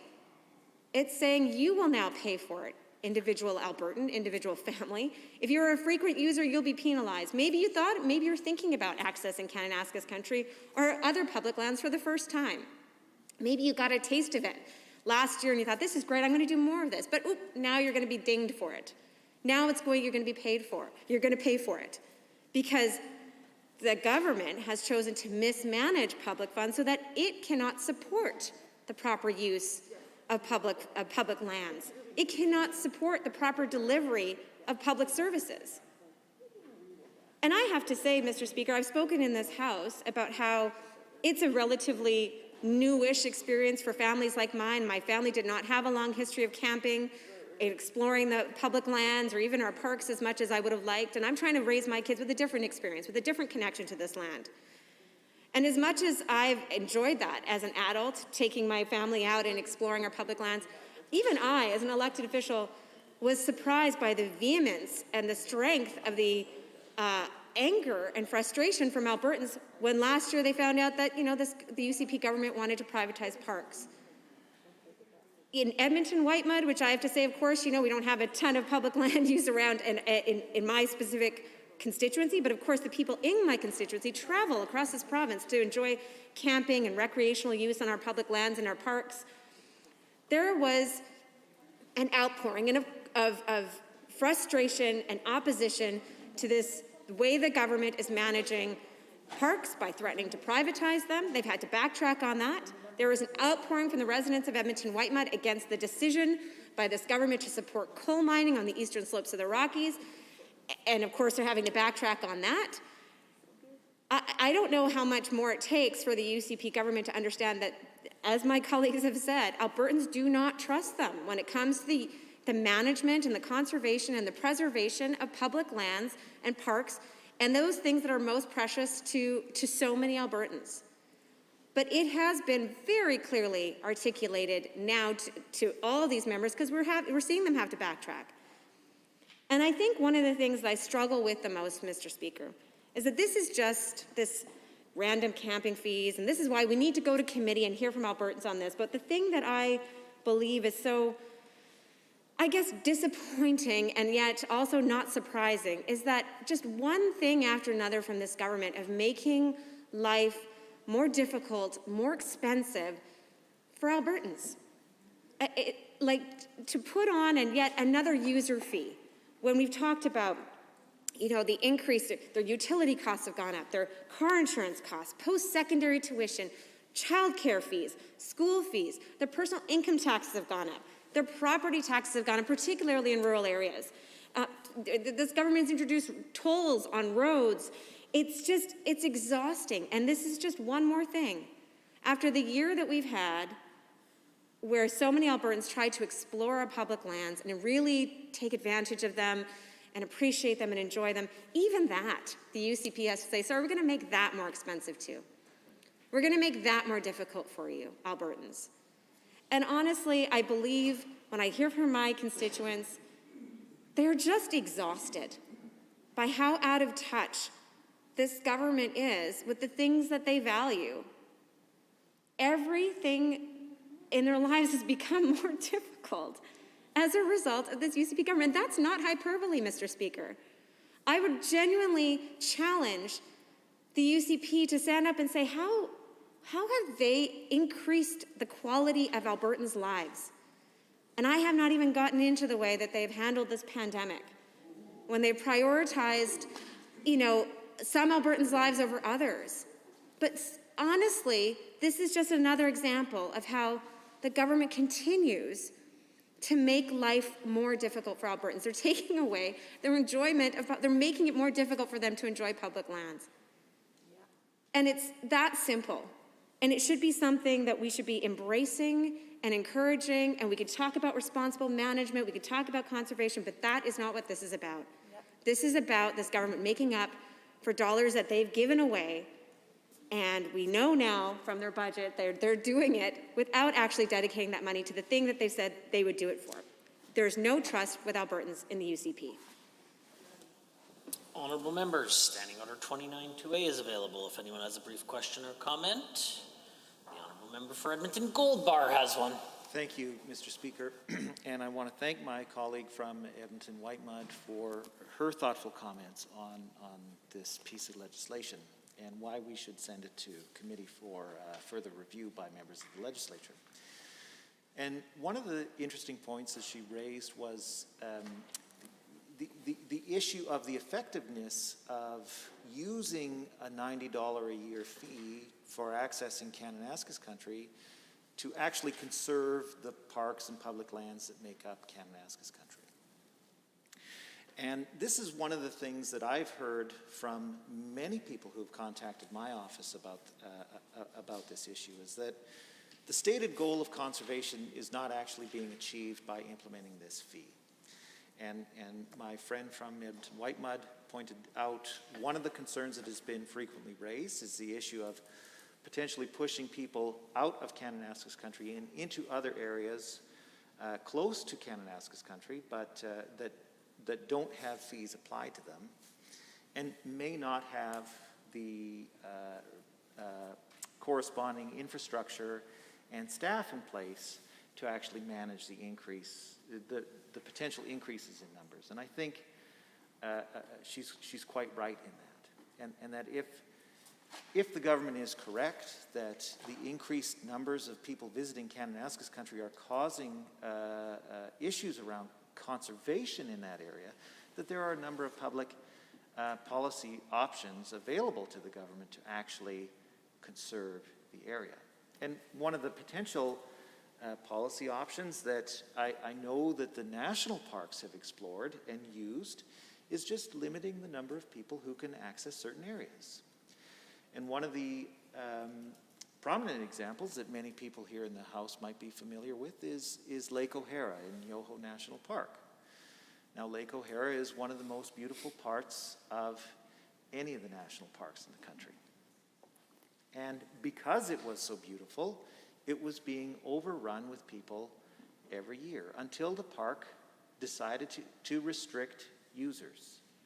So now it tightly limits the number of people who can camp there every year. It limits the number of people who can go up there by bus every day. And it says, well, if if you are motivated enough, you can make the hike, and I can't remember how long it is. It's a 10-kilometer hike along Fire Road, I think, to get up to Lake O'Hara. If you're willing to make that hike up to the spot well, you can stay there for the day. Oddly enough, Mr. Speaker, very few people, I think, make that hike. And so the number of people who are allowed to visit Lake O'Hara in a given year has been drastically reduced. It didn't take a user fee, it just took a different set of management tools that the national parks use to limit that. And it's been tremendously successful. I only raise that because if the government were genuine in its concern about conserving the parks and restoring some of the damage that has allegedly been caused by the increased number of visitors over the last year, then it should explore a lot of these other public policy options. And that's why I think we should refer this bill to committee. And I'm sure that my friend from Edmonton Whitewood would agree with me if I gave her the chance to respond to my comments. That there are a whole host of options that are available to the government for actually conserving these areas in Kananaskis country. And I think that it would be wise for the committee to look at what other options are available. So with that, Mr. Speaker, I look for a response of any kind from my friend from Edmonton Whitewood. Member. Mr. Speaker, I agree. I think that was an excellent example from the member from Edmonton Gold Bar about various other options available to government through policy to manage the conservation of public lands. And that's a great example, Mr. Speaker, of why referral to a committee would be so valuable, because we don't know what other options this government explored or has considered exploring. And because, as the member from Edmonton Gold Bar has laid out, their claim is that this was about the money is all going to be invested back into conservation, but we already know that to be untrue, because they are not investing $18 million into conservation in Alberta parks and public lands in this upcoming fiscal year. Honourable members, are there others wishing to join in the debate? The honourable member for St. Albert. Thank you, Mr. Speaker. It's my pleasure to rise and speak to Bill 64, Public Lands Amendment Act, more specifically to speak to the referral motion that this particular piece of legislation be given more time to correct some of the glaring errors that have been pointed out by some of my colleagues. Now, obviously, there's a couple problems. I think even before I read legislation that this particular government puts forward, I always have a few things in my mind to look for. And one of the first things is always around consultation. Now, that's a pretty sweeping word and sweeping activity, but, and it can include all kinds of activities and actions, but what this government has demonstrated time and again is their complete inability to do it properly before introducing legislation and before passing legislation. Now, this particular bill is no exception. And, you know, one of the things, I went and had a look at the What We Heard document from the government that talks about their consultation. So we know it was done during a pandemic, obviously, and it was done during Christmas, because, you know, people have nothing better to do during that time. So it's just over 8,000 people participated. Now, what was quite interesting is that, you know, when this announcement came up, and yes, we're going to introduce these fees and we're going to do all these great things, but don't worry, AISH recipients will get a deal. They'll get an exemption. Okay, that's great. That's great for one group of people. That's great for 70,000 Albertans that rely on AISH. But the problem is there was no real consultation. So if you look at the government's own page and their list of stakeholders, not one stakeholder on that list represents groups that have experience with access difficulty, with reducing barriers, with inclusive recreation, with anything like that. There is nobody on that list of stakeholders that were invited. Now, this wasn't random. This was by invitation by this government. Not one of those stakeholder groups appear to have any experience around issues related to low-income Albertans and their lack of access. Not one.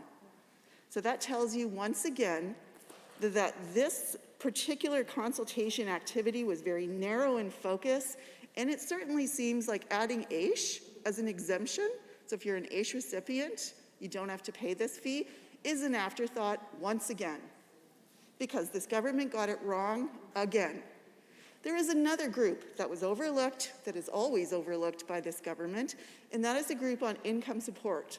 So you have people on AISH that are making over $1,600 a month.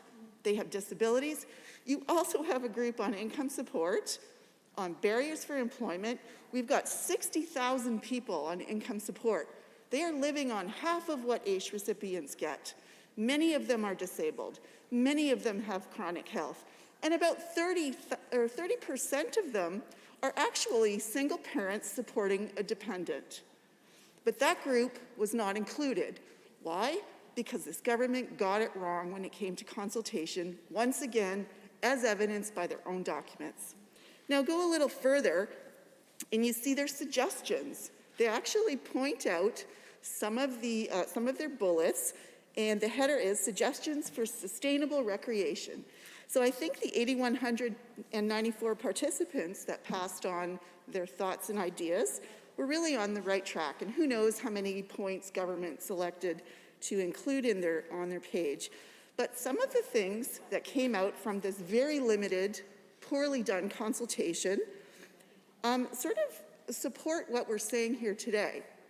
So 3 of those points in particular. The first one says that this work that we're talking about should be funded by public money.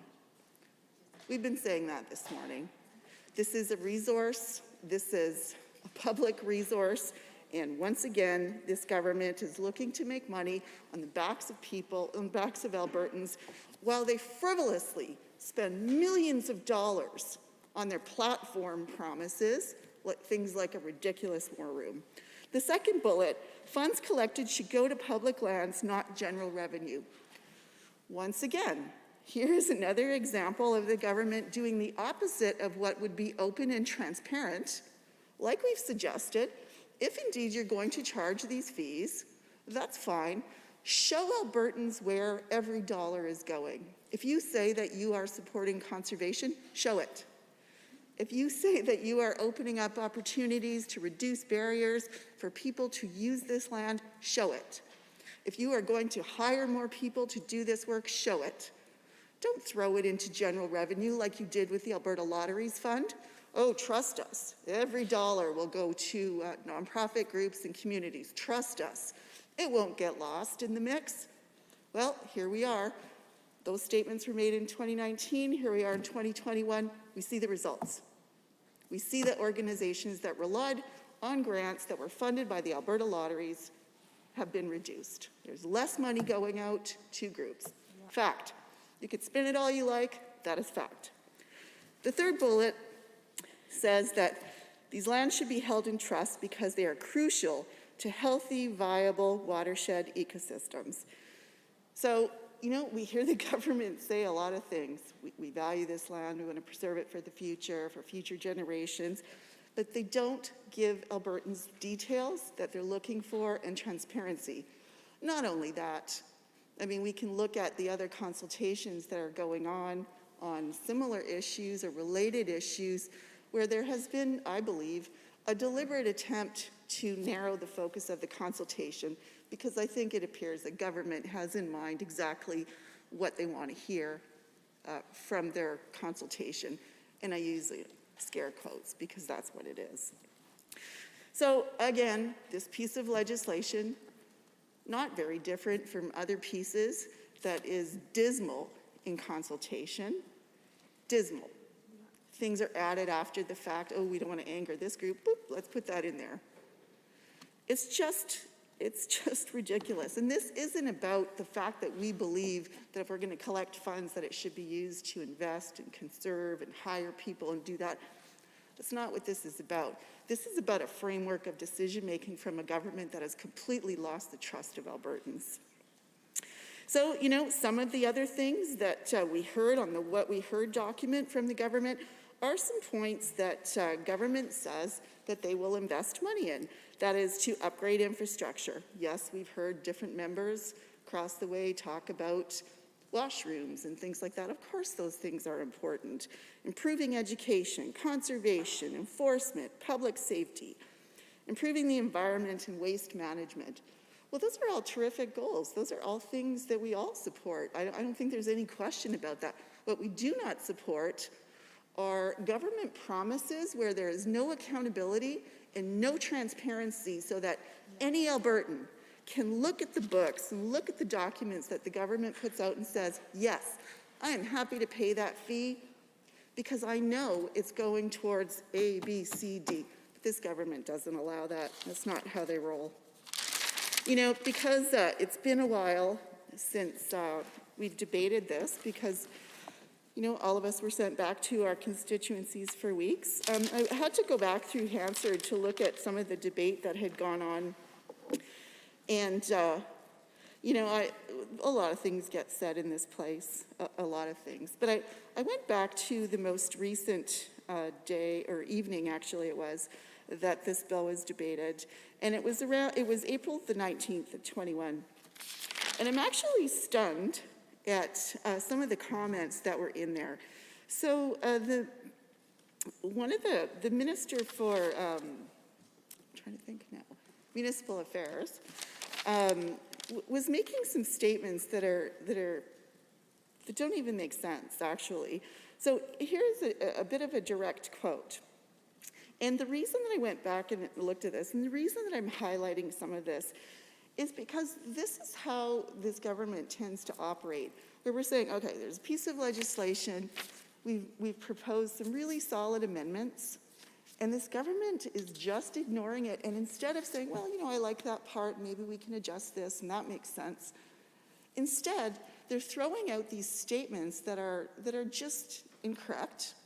They're dog whistles as usual, and they're so misleading that it's almost laughable. So in Hansard, we've got the minister saying, and this is a direct quote, most people believed that the minister, and he's referring to the 4 years that the New Democrats were formed government, believed that the minister was about to cut off usage into the West Country. That's ridiculous. This is just absolutely ridiculous. And that an honorable member would come into this place and say something so blatantly wrong and incorrect is mind-boggling. Then we've got the member who represents, I think, I'm maybe biased, one of the most beautiful areas in Alberta, and that's Livingston-Macleod. We've got that member praising the consultation through the survey and targeted discussion with key stakeholders. Again, underlining the fact that this consultation did not do what it needed to do. And again, a reminder that these stakeholders were invited. It wasn't open, they were invited. Further down, we've got, again, the same minister going back to, and this was sometime later, going back to, and I'd like to point this out. And he said, our government is trying to fix, now keep in mind we're talking about Bill 64. Our government is trying to fix the insurance business they broke, they being the NDP. Because they wouldn't let them make a profit. They're trying to starve them out and put in government insurance. This is about Bill 64. Now, you know, I would like to remind the House this is a sort of relative to the referral motion that we're discussing here, but I think the insurance industry was doing quite well in 2019, 2020, and again in 21. So going back to this piece of legislation, I think that this government is doing everything they can to distract. As usual, things aren't going well for them, they're trying to distract. What we're saying is take this piece of legislation and make it better. Take the time to think about it, to send it to committee so that it is fixed. Fix it. You know, I know that there was at least an attempt to make it more inclusive, but it didn't quite get there. There is much more that this government can do. Now, one of my colleagues talked about barriers. It's not just people with disabilities that have barriers to using the land that really it belongs to all of us. But there are people that live on very limited incomes. I think that has been exacerbated with this pandemic, with all of the hardships and the economic difficulties that we've had in the last couple of years. But the reality is, in the summertime, going camping is probably one of the only things you can do for your children or for yourself in terms of affordability. I'm not talking with a tent trailer or renting something, I'm talking with a tent. But that's still expensive. Most of us do not live on those kind of budgets anymore. But there are thousands and thousands and thousands of Albertans that do. And so while adding, another fee to camp or another fee to access this part of Alberta seems reasonable, seems okay, but it will prevent thousands of people from being able to do that. Think about a camping trip. Most of us don't think this way anymore because we earn far more than those Albertans. Cost of gas, if you're lucky enough to have a vehicle, the cost to camp, the cost of food, perhaps the cost of wood, the cost of a fishing license. All of these things, and now you've added on another cost. My colleague talked about, her constituents, and she herself is just tired of all the nickel and diming. People's insurance have gone up. All kinds of costs have gone up, but people's incomes have not matched that. Now, you certainly want to, you've addressed that, yes, people on AISH live well below the poverty line, so you made some exceptions there. What you neglected to mention is that you de-indexed their benefits in 2019. They are slipping further and further and further below the poverty line. But that's okay, they get a free pass to go to Kananaskis country. That is insufficient. So I would really encourage this government to actually to think about this and the value of referring this piece of legislation to committee. And you still have the majority. You can still sort of do what you want because you like to flex your muscles that way. But to actually listen to what was missed in the consultation, not just for access and reducing barriers for all Albertans, but all of the other things that my colleagues have said around transparency, ensuring that the investments do what they are meant to do instead of just going into general revenues and covering what this government is really doing.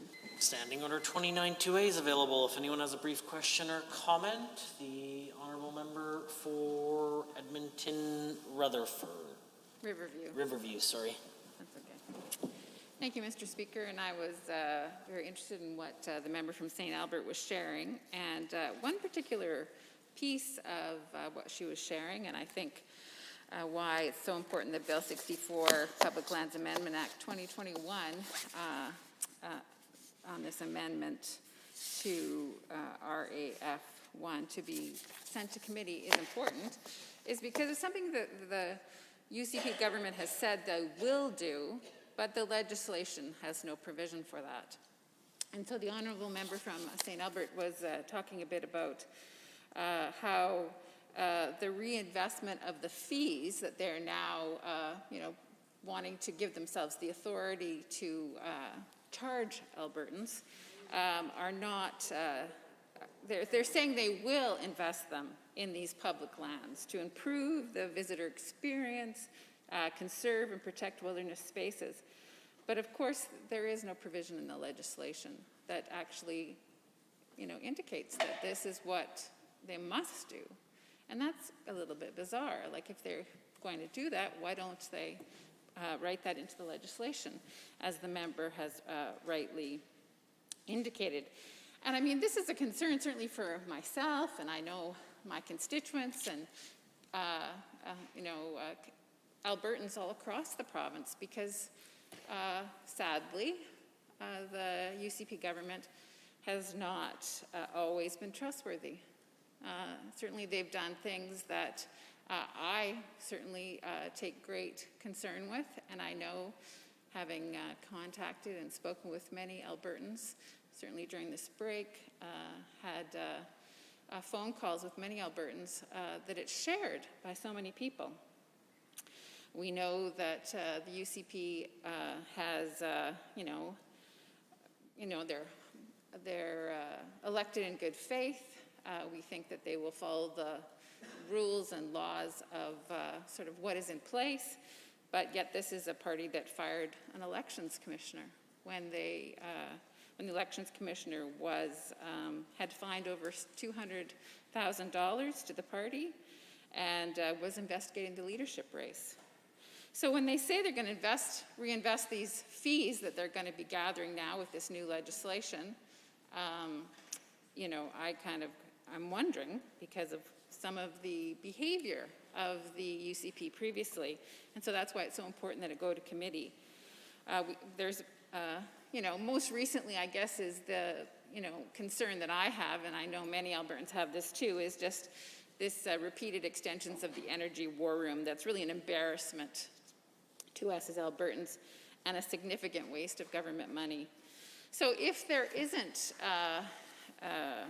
if they are indeed planning to fulfill on this reinvestment in actually supporting public lands, then certainly this needs to be in the legislation. And it is a bit confusing to me that it's not. And so I just want to give the honourable member an opportunity to, further elaborate on her already wise comments regarding this issue.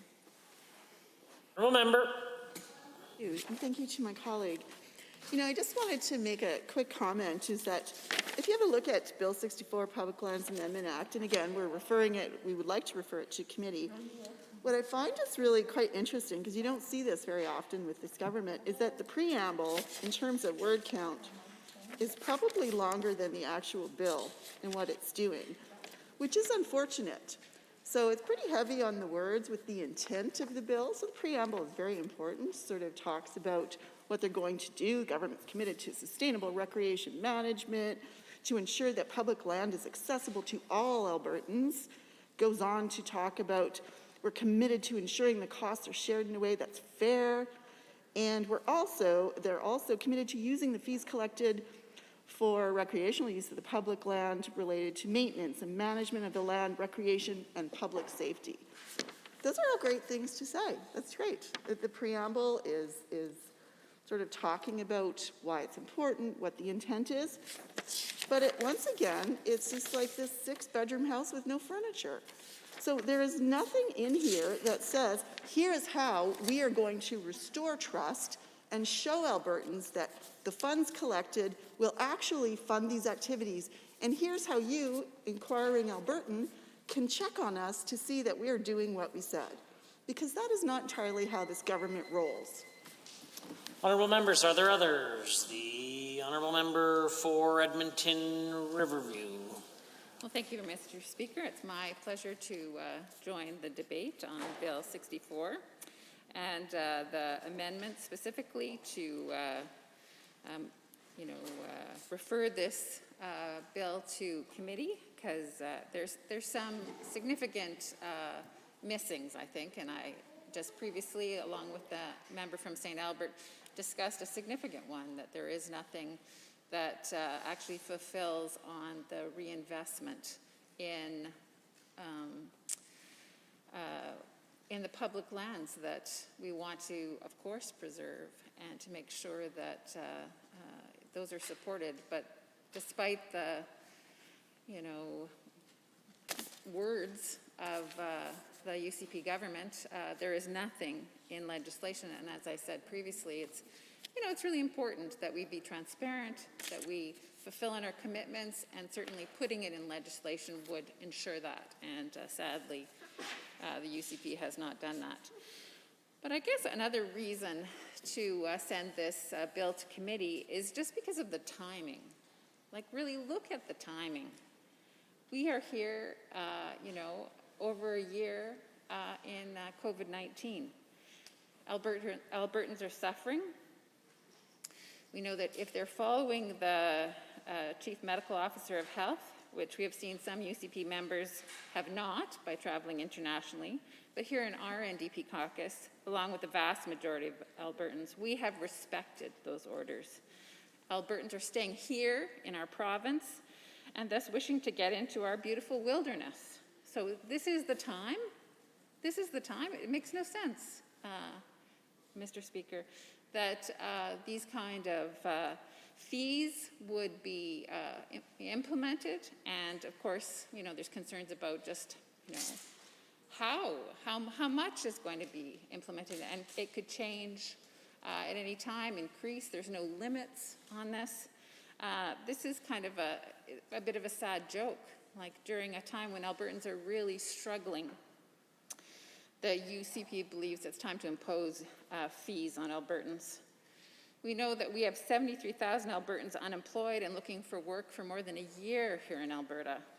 This is our long-term unemployment rate, and it's the largest. There's 3% of Albertans in this category, and that's the largest amount that we've had since data was collected in 1982. That's when they first started collecting those long-term unemployment data. And it's a huge... I hesitate to interrupt, but pursuant to Standing Order 4 2.1, the House stands adjourned until 1:30 p.m.